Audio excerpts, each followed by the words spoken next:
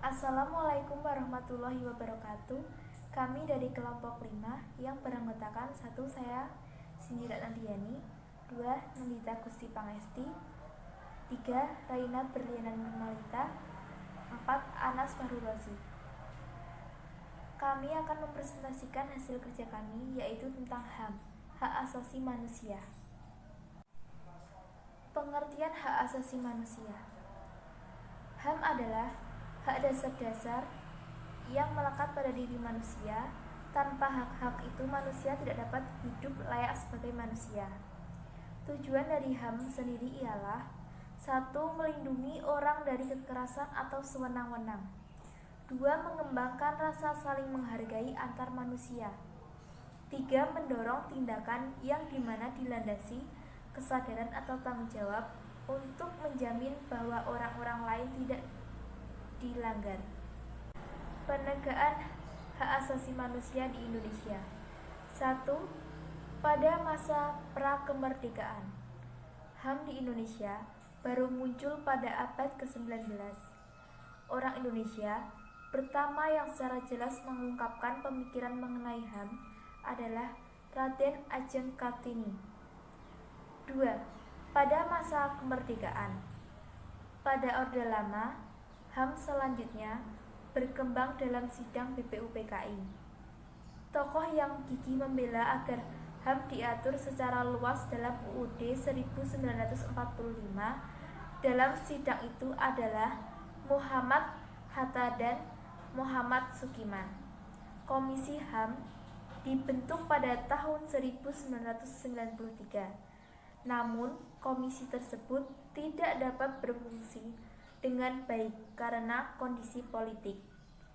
3.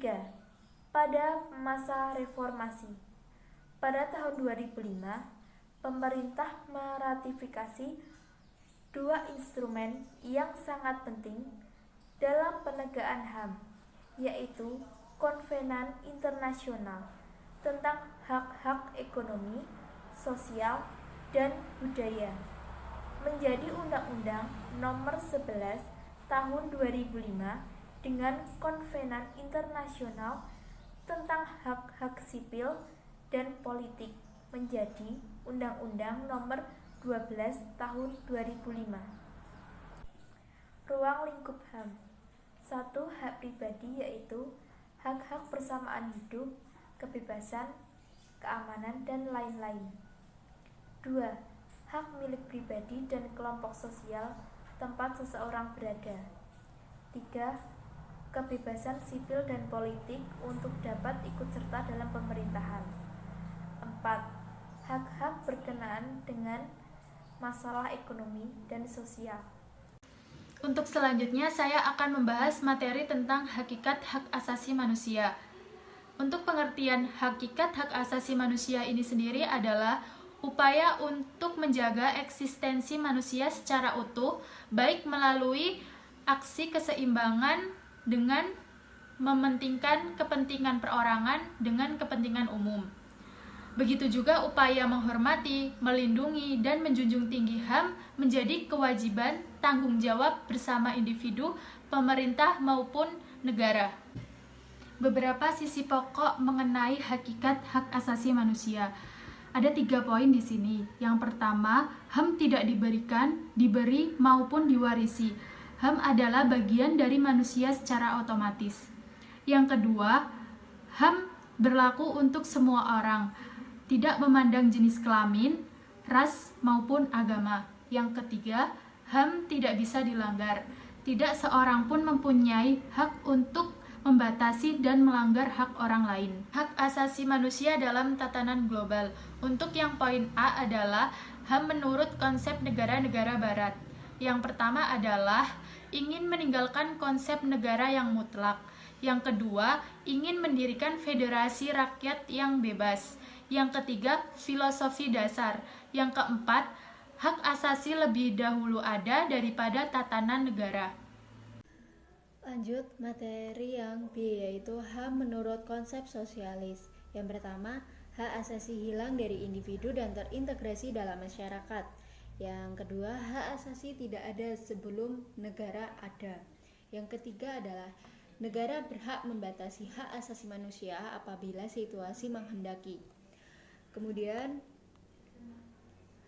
HAM menurut konsep bangsa-bangsa Asia dan Afrika. Yang pertama, tidak boleh bertentangan ajaran agama sesuai dengan kodratnya. Yang kedua, masyarakat sebagai keluarga besar, artinya penghormatan utama terhadap kepala keluarga. Yang ketiga, individu tunduk kepada kepala adat yang menyangkut tugas dan kewajiban sebagai anggota masyarakat. Dan yang terakhir, macam-macam HAM. Yang pertama, hak asasi pribadi atau personal rights. Contohnya, kebebasan memeluk agama. Yang kedua, hak asasi ekonomi atau property rights. Contohnya, hak memiliki sesuatu. Dan yang ketiga, hak asasi hukum atau rights of legal equality. Contohnya, hak untuk mendapatkan perlakuan yang sama dalam hukum dan pemerintahan. Yang keempat adalah hak asasi politik atau political rights. Contohnya, hak untuk memilih. Dan yang kelima, hak sosial dan kebudayaan, social and cultural rights. Contohnya, hak memperoleh pendidikan. Dan yang terakhir adalah hak untuk mendapat perlakuan tata cara peradilan dan perlindungan atau procedural rights. Dan kasus pelanggaran HAM. Dan yang terakhir, kesimpulan HAM di Indonesia. Yang pertama, ciri-ciri HAM. Ciri-ciri hak asasi manusia. HAM tidak diberikan kepada seseorang, melainkan merupakan hak semua orang. Maksudnya gimana? Maksudnya itu HAM itu sudah dimiliki setiap orang tanpa diberikan kepada orang tersebut, ya, maupun baik pemerintah atau siapapun yang memberikan, itu tidak ada. Yang kedua, hak tidak dapat dicabut. HAM tidak dapat dicabut, dihilangkan atau diserahkan. Selama masih hidup, ya mereka punya hak. Yang ketiga, HAM bersifat hakiki, yaitu hak yang sudah sejak ada sejak manusia dalam kandungan. Dan yang terakhir, HAM sifatnya universal sehingga berlaku bagi semua manusia tanpa memandang status, suku, gender, perbedaan dan lain-lain. Undang-Undang Nomor 39 tahun 1999 tentang HAM, Undang-Undang Nomor 39 tahun 1999 tentang HAM mencakup hal-hal berikut. Pertama, hak untuk hidup, hak berkeluarga dan melanjutkan keturunan, hak mengembangkan diri, hak memperoleh keadilan, hak atas kebebasan pribadi, hak atas rasa aman, hak atas kesejahteraan, hak turut serta dalam pemerintahan, hak wanita dan hak anak. Contoh kasus pelanggaran HAM di Indonesia ada banyak, ya. Antara lain itu ada kasus tragedi Partai PKI itu tahun 65 sampai 66, terus Petrus penembak misterius tahun 82 sampai 85. Ada lagi itu tragedi Semanggi dan kerusuhan Mei 1998. Kesimpulan HAM di Indonesia. Tegakkan hak asasi manusia. Hak asasi manusia di Indonesia bersumber dan menyebabkan Pancasila, yang berarti bahwa hak asasi manusia menerima jaminan yang kuat filosofi bangsa Pancasila.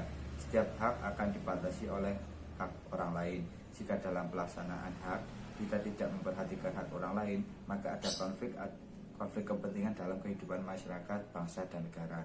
Republik Indonesia mengakui dan menjunjung tinggi HAM dan kebebasan manusia sebagai hak yang secara kodrati melekat dan tidak terpisahkan dari manusia yang harus dilindungi, dihormati, dan ditegakkan dalam rangka meningkatkan kemanusiaan yang bermartabat, kesejahteraan, kebahagiaan, dan kecerdasan serta keadilan. Sekian dari kelompok kami, kurang lebihnya mohon maaf. Wassalamualaikum warahmatullahi wabarakatuh.